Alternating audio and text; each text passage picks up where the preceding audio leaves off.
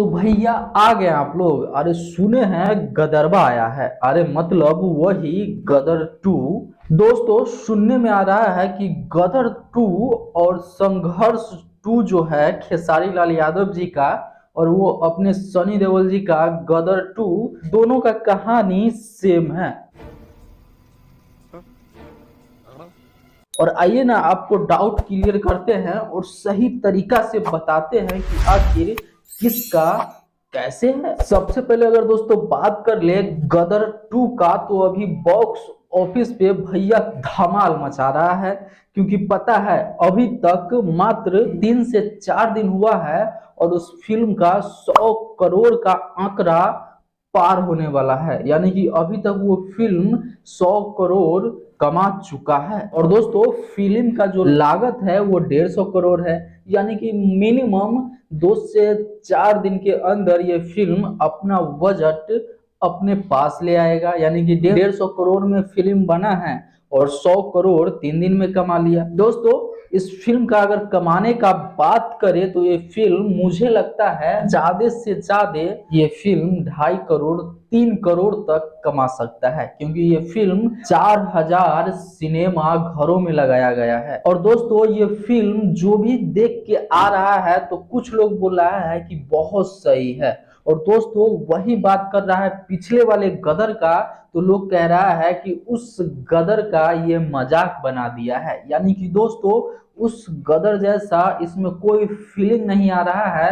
और अपने मुद्दे पे आते हैं, जो अपने बिहार के लोग जा रहे हैं हॉल सिनेमा में देखने, तो उनको पता चल रहा है कि भाई संघर्ष टू जैसा ये फिल्म कर दिया। यानी कि दोस्तों भोजपुरी में पहली बार 2 से 2.5 करोड़ का फिल्म संघर्ष टू बन रहा है। लेकिन उस संघर्ष टू में पता है खेसारी भैया के बेटी काम की हुई है। यानी कि खेसारी जी आधा प्रोड्यूसर का और कुछ खेसारी लाल यादव जी पैसा लगाए हैं इस फिल्म में संघर्ष टू में।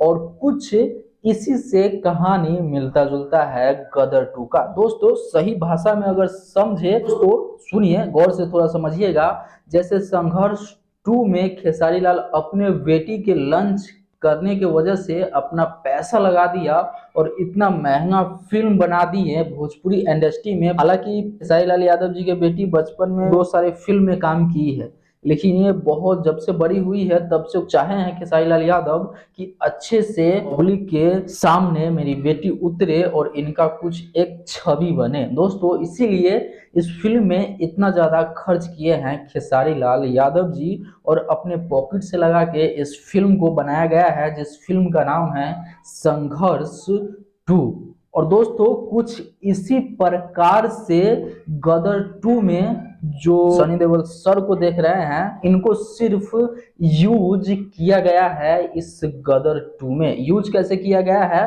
तो सबसे पहले आप ये समझिए, जो गदर टू बनाया है ना दोस्तों, ये गदर टू का जो डायरेक्टर है उनका बेटा का मेन रोल इस फिल्म में दिया गया है।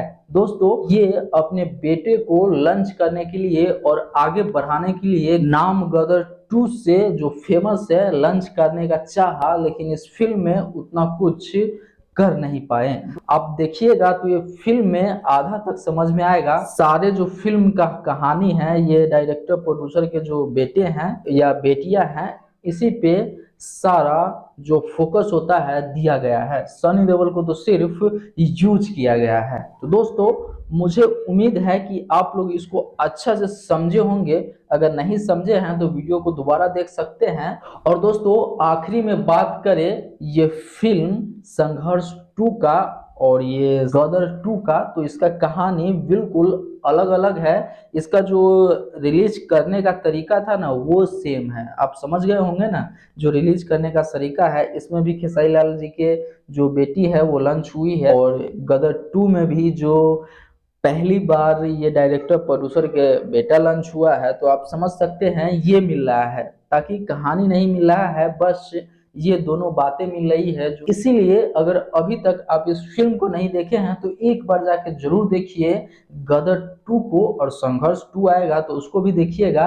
खैर आप लोग अगर देख लिए हैं तो नीचे कमेंट में बताइए कि कैसा है फिल्म। और दोस्तों अगर नहीं देखे हैं तो आप लोग नीचे कमेंट में कर सकते हैं कि आप कब जा रहे हैं देखने। तो फिर मिलते हैं अगले बड़ा वीडियो के साथ, तब तक के लिए मैं सोनू आप सभी को नमस्कार।